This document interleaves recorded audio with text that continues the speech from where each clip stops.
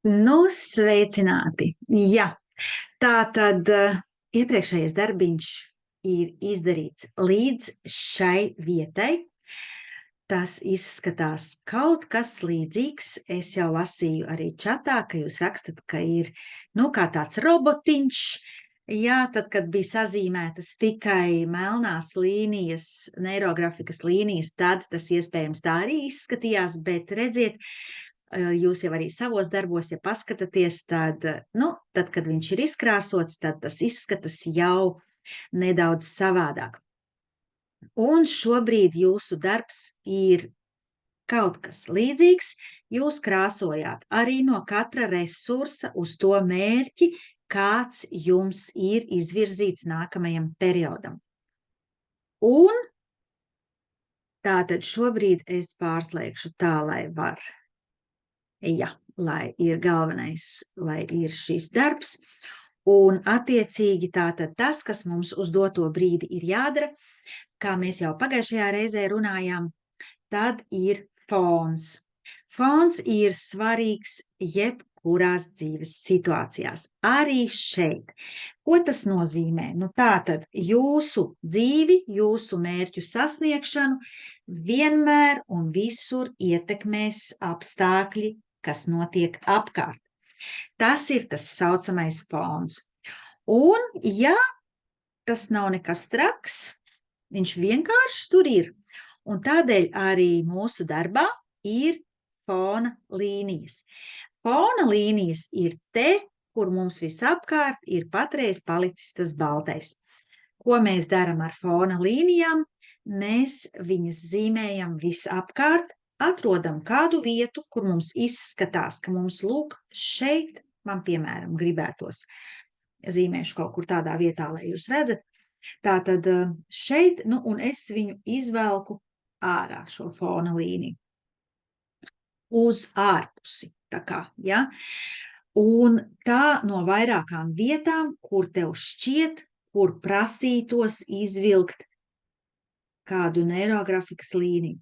Šeit viņa var arī iet uz leju, bet mans ieteikums tomēr ir vienmēr to pašu galiņu, to astīti paraut uz augšu. Un tā savelkam fona līnijas viss apkārt darbam.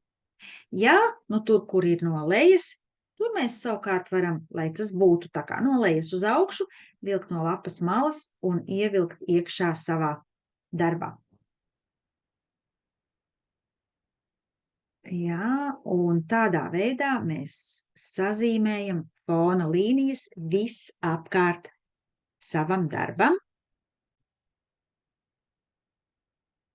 Tātad tas varētu būt apmēram šādi. Es esmu sazīmējusi līnijas fona, un fona līniju krustpunktus mēs arī nopaļojam. Tieši tāpat kā visus iepriekšējos krustpunktus. Ja? Tātad ņemam visu pēc kārtas, un šeit arī visus stūrīšus nopaļojam. Gan tur, kur mums ir fona līnija nāk klāt pie darba, gan kur viņa aiziet tālāk un jau krustojas ar citām fona līnijām. Tādā veidā mēs nopaļojam visus krustpunktus. Tad, kad tas ir izdarīts, tad, kad visi krustpunkti ir nopaļoti, tad mēs ņemam atkal krāsas, arī 3 maksimums, ja? Un daram tā, lai atkal darbs tas, kas mums ir pa vidu, lai tas izceļas tomēr vairāk, lai fons apkārt tās krāsas nesaplūst gluži ar to, kas ir pa vidu. Un tādēļ, un viņas tās var būt arī pavisam citas krāsas, nav jābūt obligāti tām. Un tādā veidā mēs ņemam un krāsojam šo darbu, tātad arī no lejas uz augšu. Šeit. Patiesībā nevis no lejas uz augšu, bet no malas uz vidu. Tā tas būtu vairāk pareizāk. Es vienkārši sāku no lejas, un tādēļ es tā pateicu. Tātad zīmējam un krāsojam iekšā uz centru. Un tātad darbs viss, ir izkrāsots, arī apkārt fons. Protams, viņš jau gluži nav tāds, ka, tur tā figūra vidējais laukums ļoti, ļoti izceltos. Tā tas gluži jau nenotiek, jo darbs vispār ir ļoti krāsains, bet tomēr tas atšķiras, ja, tie ārējo laukumi, kā mēs arī redzam, tātad fona līnijas nav tik, samuģinājušās viena pie otras, ja, fons tomēr tie ir lielāki laukumi, tādā veidā.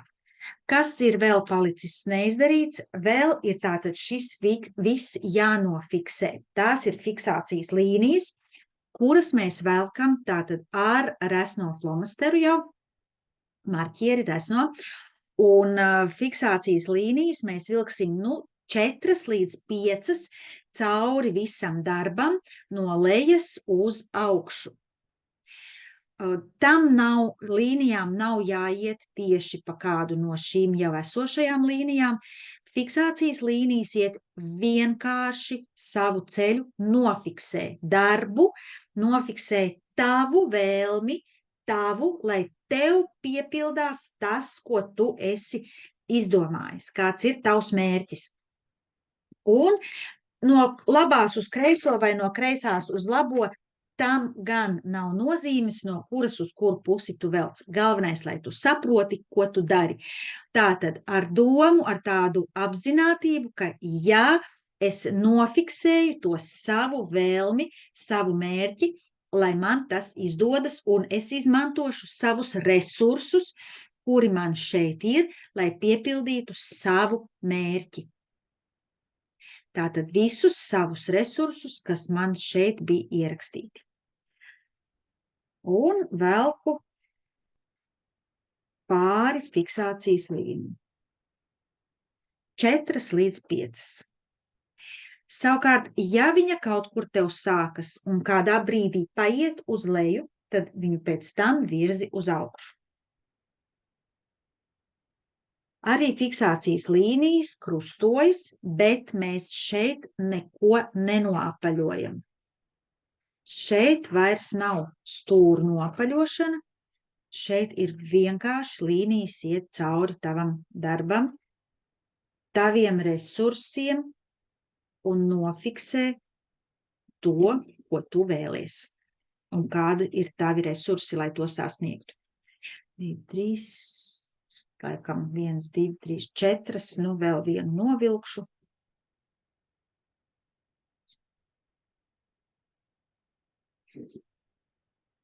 Kaut kā tādas varētu būt manas līnijas, un šajā vietā arī šajā brīdī mēs redzam, ka ir kaut kur iezīmējis kādi laukumi varbūt veido, vai šīs fiksācijas līnijas ir izveidojušas kādu konkrētu atkal figūru formu, to saucamo rezultātu augli, tāpēc arī šeit mēs to varam iezīmēt.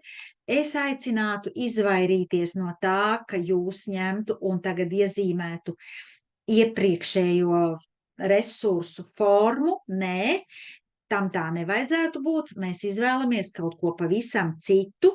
Šeit man liekas, ka man ir kaut kas tāds centrā izveidojies jau lūk. Un šo te rezultātu, šo lielo augli, nebaidamies viņu iezīmēt, velkam pat vairākas reizes pāri, lai viņš ir tāds konkrēts, tāds pamatīgas tās līnijas, ja?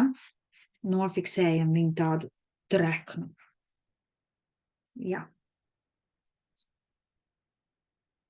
Var iedot labāku formu. Man vidū, piemēram, ir šāds. Kaut gan man tur nebija aplis vidū. Tāpat skatoties kaut kur vēl uz kādu, man izskatās, te ir tāds Jā, šeit tu skaties savā darbā, kur tev izskatās.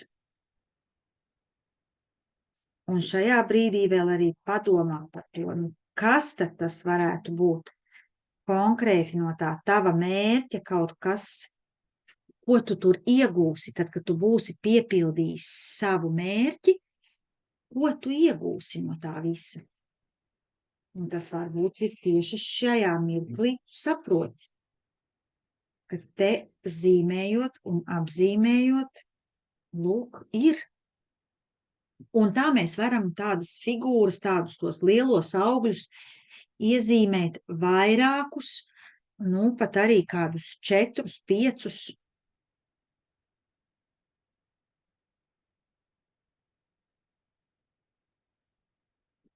Un arī šeit mēs neapaļojam. Redziet, tā tad izveidojas it kā te asais stūris, bet nē, šeit nekas netiek vairs noapaļots.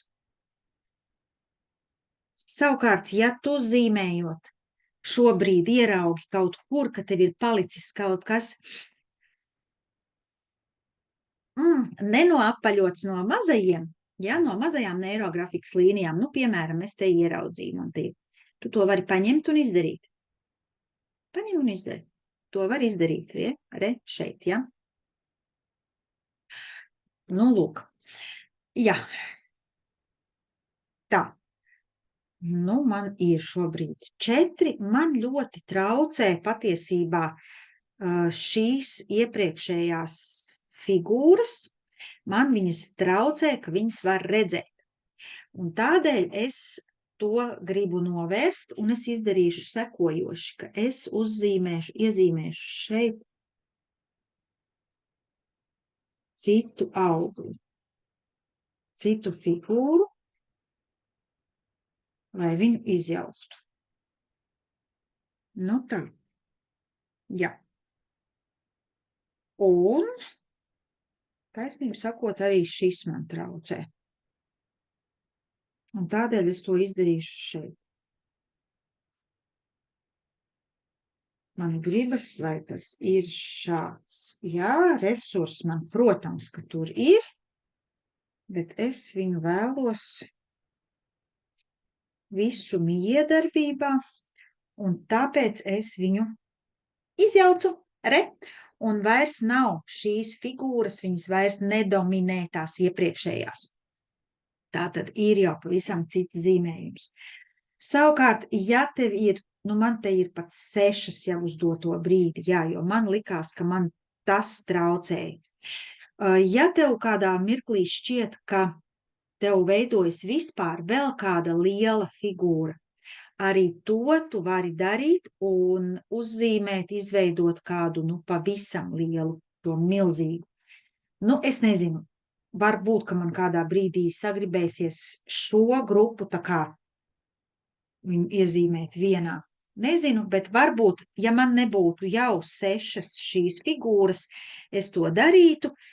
Varbūt, ka tev ir situācija, ka tev uz doto brīdi vēl nav tik daudz figūru, un ka tu tieši domā par to, kur vēl varētu kādu iezīmēt, ja? Tad tu to vari arī darīt, nu, apvelkot kādu konkrētu, varbūt ne visu grupu, bet, nu, kaut kādu daļu iezīmēt, un tev izveidojas vēl kāda liela figūra. Re, šitien, piemēram, ja es tā velku, nu, tad te man tā ierakstītos kāda viena, ja? Varbūt. Nu, to tā. Tas ir tik daudz par šo darbu uz doto brīdi. Un tagad pēc pabeigta darba es piedāvāju apskatīt atkal kārti. Savukārt, ja iepriekšējā kārts vakardien, nu, tu tur noteikti jau izdomāji, kas tas tāds ir, nu, no tā iepriekšējā darba, ja? Video tūp nākamajā dienā pēc mūsu nodarbības, tādēļ es saku vakardien, bet, jā, nu tā, tad, kad tu tur skatījies līdz galam, un tad, kad tu pabeidzi savu darbu, tad tur bija viena kārts, kura saucās No kā es baidos, tātad tur bija šīs te Jā, tur bija, neatceros vairs, kas mums tur bija izvilkts, bet tu atceries, paskaties, jā. Un tagad būs kārts, tur bija, jā, šī te lidmašīna.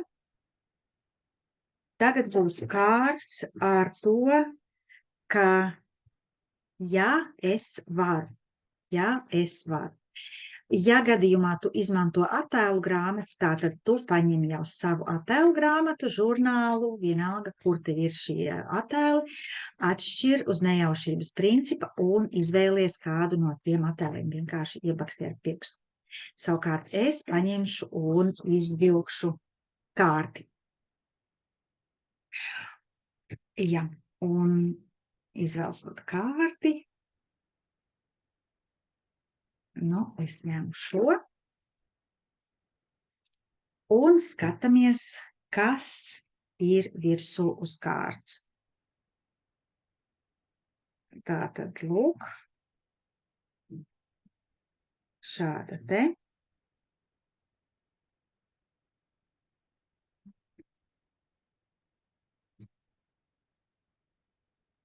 Katram ir asociācijas savas, pārdomas savas, ja, par to, ka jā, es varu. Lūk, tas ir par šo darbu. Jāsaka, ka ar neirografiku var ļoti daudz ko izdarīt, kā jau es to stāstīju pašā pirmajā reizē. Tad var arī mazināt stresu, piemēram, ir cilvēki, kuriem ir ļoti bail, pat patiesībā, laikam jau, ka visiem, tikai kā, kurš mēs esam dzīvē tikuši ar šīm situācijām galā, un kā, katrs mēs esam nonākuši pie tā, kad kā tikt galā ar stresu, piemēram, no publiskas uzstāšanās. Ir zinātniski pierādīts, ka publiska uzstāšanās tās ir otras lielākās bailes no bailēm nomirt. Jā, man ir teikuši cilvēki, ka man nav baili no nāves, bet, kā jau visos pētījumos, ne jau visiem ir vienādas bailes, vai ne, un kā jau dzīvē, ne visiem ir vienādas bailes. Bet, ja ņem tādu vispār statistiku, tad es runāju par šo, kas ir zinātniski pierādīts. Un, jā, arī tādas lietas mēs varam risināt ar neirografikas palīdzību, un tad nav jābūt līdzi kādam milzīgai lapai, lielai lapai, kur mēs varētu tagad uzzīmēt kaut ko tieši, ja, kas būtu noderīgs pirms uzstāšanās. Mums var būt jebkas. Tas var būt kāds mazs papīrītis, kaut vai, piemēram, man nav šeit par rokai čeks, bet man ir par rokai, piemēram, vizītkarte viena, ja, tā tad var paņemt vizītkartes otru pusi, neko tu tajā vizītkartē nenodarīsi, un arī uz šādas te mazas lapiņas, maza formāta var izzīmēt savu stresu. Tas ir cits algoritms, tas ir, viņu zīmē pavisam savādāk, tas ir, piemēram, ierobežojumu noņemšanas algoritms, vai, tur ir ar stresa tādu, tur ir izmešana saucās šis, kur mēs ar marķieri tad izmetam šo situāciju uz papīra, un tas notiek tādā veidā. Jā, tāpat tāds fiksais mazais darbiņš, ātri izdaram, un viss var ļoti labi savākties. Tā kā, jā, pirms publiskām uzstāšanām, pirms vēl daudzām citām situācijām, kā mēs varam to visu darīt. Tas ir par šo darbu. Mājas darbs, kas vēl tev ir jāizdara, tev vēl ir jāizdara sekojoša lieta. Tev ir jāaiziet uz darbu vai no darba citu ceļu. Un vairākas reizes. Te ir runa par neirografiku. Mēs zīmējam līnijas, kuras mums aiziet citu ceļu, nevis tur, kur prāts mūs nes un ved šo te roku, ja, kur bija līnija. Kur bija līnija, kur aiziet pilnīgi kaut kur citur. Tieši tāpat tagad izdaram un aizej kas tev ir ērtāk, ja tev uz darbu sanāk tāds normāls ceļš ejams un nav ļoti jāsteidzas, tad tu to vari izdarīt ejot uz darbu vai nākot no darba, vai iet uz veikalu, aizej uz citu veikalu, vai aizej pa citu ceļu, vai aizej vakara pastaigā pa citu ceļu. Kaut kur aizej pa citu ceļu, ne tur, kur tu ej vienmēr. Un paskaties apkārt, kas notiek apkārt. Kas tur notiek, kādas ir lietas, ko tu nekad neesi redzējis. Man bija situācija, ka es uz darbu braucu pa vienu ceļu un no darba pa citu ceļu. Un tad es to dažkārt darīju otrādi, tur, kur, jā, tas viens ceļa posms bija tāds, kur es praktiski gandrīz nekad nebraucu pretējā virzienā. Un tad, kad es braucu pretējā virzienā, tad es tur ieraudzīju pilnīgi citas lietas, arī tādas, tā kā tas nodara, ja? Ja vien tu pa šo ceļu nekad neesi braucis pretējā virzienā, tad to arī var tā izdarīt. Bet tātad cits ceļš. Par šo tēmu, par daudzām citām tēmām mēs varam runāt un zīmēt. Algoritmi ir dažādi, ir vēl ar dažādām figūrām, ir neirografikas lietus, neirografikas lotos, zieds, vēl daudz un dažādas lietas, kā mēs varam modelēt savu dzīvi, savu nākotni, savas vēlmes piepildīt. Tā kā, ja tev ir vēlme individuāli par to parunāt un darboties, raksti man, zvani man, un jā, te ir redzams arī mans telefona numurs un mājaslapa, kur tu vari ieiet un apskatīties. Tā kā mēs varam sarunāt tādu tikšanos, individuāli izrunāt visu par to, kā atlaist bailes, kā atlaist pārinodarījumus, sakārtot attiecības, atrast hobijus. Laipni gaidīti individuālās tikšanās reizēs, kur mēs par to varam runāt. Informācija konfidenciāli, tur tas paliek tikai starp mums, jo es kā līdz šim neesmu pieminējusi nevienu konkrētu cilvēku vārdu par to, par ko es runāju un esmu stāstījusi iepriekš kādā no nodarbībām. Tāpat es arī piedāvāju labklājības studijas organizēta nometne. Te gan ir jāsaka tikai sievietēm, arī ienāc labklājības studijas.lv mājaslapā, un tur ir pieteikšanās anketa, vai Facebooka profilā Ivetas labklājības studija arī var atrast vēl daudzus citus projektus.